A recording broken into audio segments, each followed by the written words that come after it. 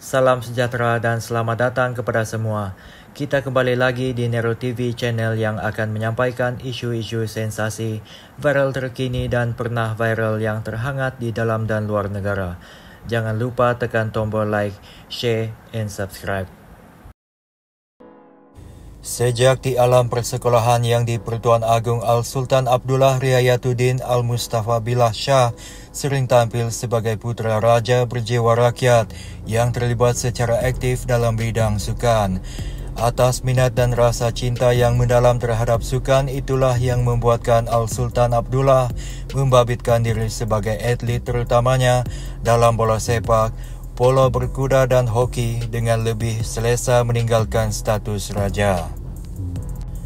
Al-Sultan Abdullah juga dikenali sebagai raja yang cukup aktif dalam pentadbiran sukan dengan memegang beberapa jawatan utama, antaranya sebagai Presiden Persatuan Bola Sepak Malaysia FAM dan ahli jawatan kuasa eksekutif Persekutuan Bola Sepak Antarabangsa FIFA ketika bergelar Tengku Mahkota Pahang.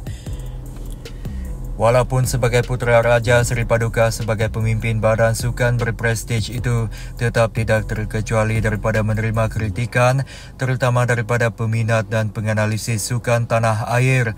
Namun baginda bersikap terbuka dan profesional dengan menganggap ia satu pandangan membina demi masa depan bola sepak negara.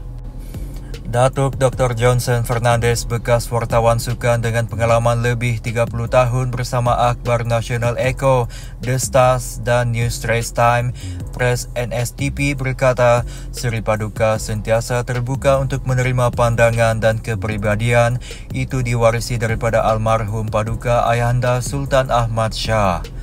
Johnson yang mengenali Seri Paduka sekitar 1995 ketika Al-Sultan Abdullah bersama FAM dan memegang jawatan Presiden Persatuan Bola Sepak Negeri Pahang PBNP berkata baginda tidak pernah menyimpan dendam terhadap kritikan yang dibuat menerusi penulisan berita.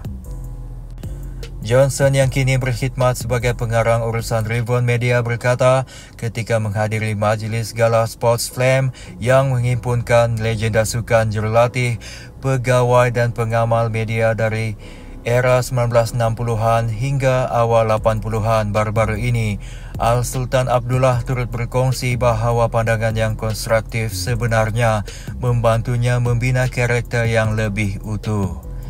Sementara itu, Datuk V. Radhakrishnan, seorang pentadbir sukan tempatan yang pernah berkhidmat di bawah Al-Sultan Abdullah ketika baginda menjadi Presiden Konfederasi Hoki Malaysia KHM, dahulu dikenali sebagai Persekutuan Hoki Malaysia, berkata baginda sentiasa mendengar pandangan semua ahli majlis dalam mesyuarat sebelum membuat keputusan penting. Beliau yang mengenali Al-Sultan Abdullah hampir 20 tahun berkata, pengalaman baginda dalam mentadbir dan menguruskan isu dan politik dalam sukan telah membantu baginda menangani konflik politik negara pada tahun 2020 hingga 2022.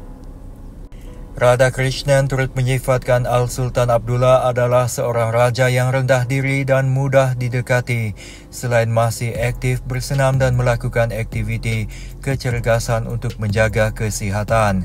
Beliau juga berkongsi satu sikap terpuji Seri Paduka dengan sering memberikan ucapan tahniah kepada wira atau wirawati atas kejayaan mereka di peringkat antarabangsa. Sepanjang lebih 3 dekad dalam pentadbiran sukan, Al-Sultan Abdullah pernah memegang jawatan utama, antaranya sebagai Presiden PBNP pada tahun 1984, seterusnya Presiden seumur hidup PBNP sehingga 2005. Baginda juga pernah menjawat kedudukan sebagai Naib Presiden FAM. Seri Paduka menjadi timbalan Presiden FAM dari 1992 hingga 2007, kembali memegang jawatan itu dari 2010 hingga 2014 dan kemudian memegang pucuk kepimpinan sebagai Presiden FAM dari 2014 hingga 2017. Al-Sultan Abdullah juga pernah berkhidmat sebagai Naib Presiden Konfederasi Bola Sepak Asia AFC dari tahun 2002 hingga 2015 dan ahli jawatan kuasa eksekutif FIFA dari tahun 2015 hingga 2019. Seri Paduka juga dianugerahkan AFC Diamond of Asia, iaitu anugerah tertinggi bola sepak Asia sebagai pengiktirafan terhadap sumbangan baginda selama lebih 3 dekad dalam arena bola sepak di benua ini. Baginda turut dilantik sebagai ahli kehormat FIH Persekutuan Hoki Antarabangsa pada 2021, ahli lembaga eksekutif FIH pada 2012, penaung diraja Persekutuan Hoki Asia AHF sejak 2019. Selain pernah memegang pucuk kepimpinan AHF dari 2014 hingga 2019 dan KHM dari 2008 hingga 2015.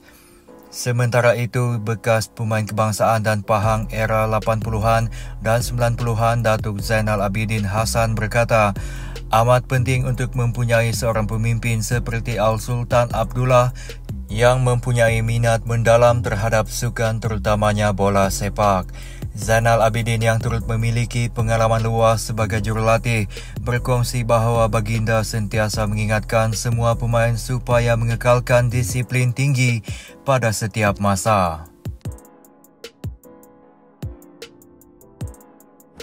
Terima kasih kerana sudi meluangkan masa bersama saya dalam Nero TV Channel. Ikuti cerita selanjutnya bersama saya dalam channel ini dan pastikan tekan tombol loceng agar anda semua tidak ketinggalan dengan isu-isu sensasi, viral terkini dan pernah viral yang terhangat di dalam dan luar negara.